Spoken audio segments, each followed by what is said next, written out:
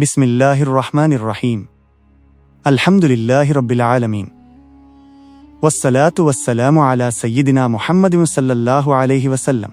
నా ప్రియమైన ఇస్లామీయ సోదర సోదరీమణులారా, ఈరోజు మనం చాలా గొప్ప మరియు శుభప్రదమైన రోజు గురించి మాట్లాడుకుందాం.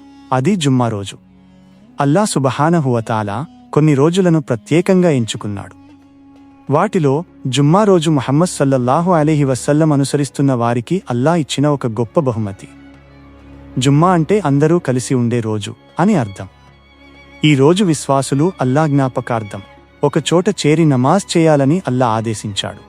ఖురాన్ గ్రంథంలోని సూరా అల్ జుమా 9వ ఆయత్లో అల్లాహ్ ఇలా చెబుతున్నాడు: ఓ విశ్వాసులారా, జుమ్మా రోజున నమాజ్కు పిలుపు ఇచ్చినప్పుడు అల్లాహ్ జ్ఞాపకం వైపు త్వరగా రండి మరియు వ్యాపార పనులను వదిలేయండి.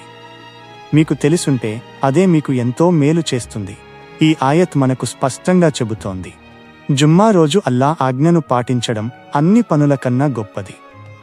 ప్రవక్త ముహమ్మద్ సల్లల్లాహు అలైహి వసల్లం ఒక హదీసులో ఇలా చెప్పారు: సూర్యుడు ఉదయించిన రోజుల్లో అన్నిటికంటే ఉత్తమమైన రోజు జుమ్మా రోజు. ఈ రోజునే ఆదం అలైహిస్సలాం సృష్టించబడ్డారు. ఈ రోజునే స్వర్గంలో ప్రవేశించారు. ఈ రోజునే భూమికి పంపబడ్డారు మరియు ప్రళయం కూడా జుమ్మా రోజునే వస్తుంది. ఈ ఒక్క హదీస్ ద్వారానే జుమ్మా రోజు ఎంత ప్రత్యేకమో మనం అర్థం చేసుకోవచ్చు. జుమ్మా రోజు మనం చేయవలసిన ముఖ్యమైన పనుల గురించి తెలుసుకుందాం. మొదటిగా, జుమ్మా రోజు ఉదయం నుంచే శుభ్రతపై ఎక్కువ శ్రద్ధ పెట్టాలి. ప్రవక్త సల్లల్లాహు అలైహి వసల్లం చెప్పారు, జుమ్మా రోజు స్నానం చేయడం మరియు శుభ్రమైన బట్టలు ధరించడం ప్రతి ముస్లిం బాధ్యత. ఇది కేవలం పద్ధతి మాత్రమే కాదు, మన హృదయాన్ని దైవ చింతన వైపు మళ్లించే ఒక ఆరాధన. జుమ్మా రోజు ఎక్కువగా ప్రవక్త సల్లల్లాహు అలైహి వసల్లంపై దురూద్ చదవాలి.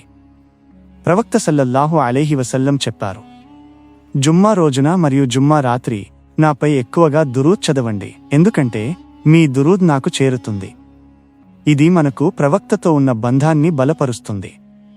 అలాగే జుమ్మా రోజు సూరా అల్ కహఫ్ చదవడం ఒక గొప్ప సంప్రదాయం. ప్రవక్త సల్లల్లాహు అలైహి వసల్లం చెప్పారు, ఎవరు జుమ్మా రోజు సూరా అల్ కహఫ్ చదువుతారో వారికి 2 జుమ్మాల మధ్య ఒక కాంతి ఏర్పడుతుంది. ఈ కాంతి మన జీవితాన్ని మరియు సమాధిని కూడా ప్రకాశింపజేస్తుంది. జుమ్మా రోజు ప్రార్థనలు అంగీకరించబడే ఒక ప్రత్యేకమైన సమయం ఉంది. ఆ సమయంలో అడిగిన దానిని అల్లాహ్ తప్పకుండా నెరవేరుస్తాడు. ఆ సమయం ఎప్పుడు అనే విషయంలో పండితులు వివిధ రకాలుగా చెప్పారు. కానీ బలమైన అభిప్రాయం ప్రకారం అది అసర్ నమాజ్ తర్వాత నుంచి మగ్రిబ్ వరకు ఉన్న సమయం. ఈ సమయంలో మన కోసం, మన తల్లిదండ్రుల కోసం మరియు మన సమాజం కోసం హృదయపూర్వకంగా ప్రార్థించాలి. అలాగే జుమ్మా రోజు ఉపన్యాసం అంటే ఖుత్బాను చాలా శ్రద్ధగా వినడం ముఖ్యం. ఖుత్బా సమయంలో మాట్లాడటం లేదా ఇతరులను ఇబ్బంది పెట్టడం తప్పు.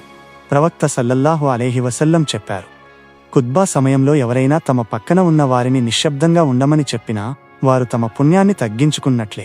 జుమ్మా రోజు సాధ్యమైనంత త్వరగా మసీదుకు వెళ్లడం కూడా గొప్ప పుణ్యకార్యం.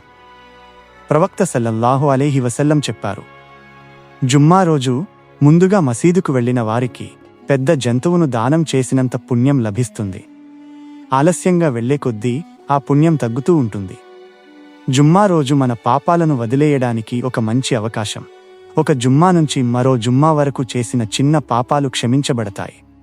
అయితే దీనికి షరతు ఏమిటంటే మనం పెద్ద పాపాలకు దూరంగా ఉండాలి. ఇది అల్లాహ్ మనపై చూపే అపారమైన కరుణ. సోదరులారా, జుమ్మా రోజు మనకు కేవలం ఒక సెలవు రోజు కాదు, అది మన విశ్వాసాన్ని పెంచుకునే రోజు. ఆ రోజు మనం అల్లాహ్ వైపుకు తిరిగితే అల్లాహ్ మన జీవితాలను బాగు చేస్తాడు. జుమ్మాను నిర్లక్ష్యం చేసే మనసు మెల్లగా ప్రార్థనలను కూడా దూరం చేస్తుంది. అందుకే జుమ్మా విలువను మన పిల్లలకు కూడా నేర్పించాలి. చివరిగా ఒక ప్రార్థనతో ముగిద్దాం. ఓ అల్లాహ్, మాకు జుమ్మా రోజు విలువను అర్థం చేసుకునే హృదయాలను ప్రసాదించు. మాకు శ్రద్ధగా ఖుత్బా వినే భాగ్యాన్నివ్వు. మా పాపాలను క్షమించి మా విశ్వాసాన్ని బలపరచు. మమ్మల్ని జుమ్మాను గౌరవించేవారిగా చేయు. ఆమీన్. ఇలాంటి మరిన్ని ఇస్లామీయ విషయాల కోసం తెలుగు రిమైండర్ ఛానల్ను అనుసరించండి.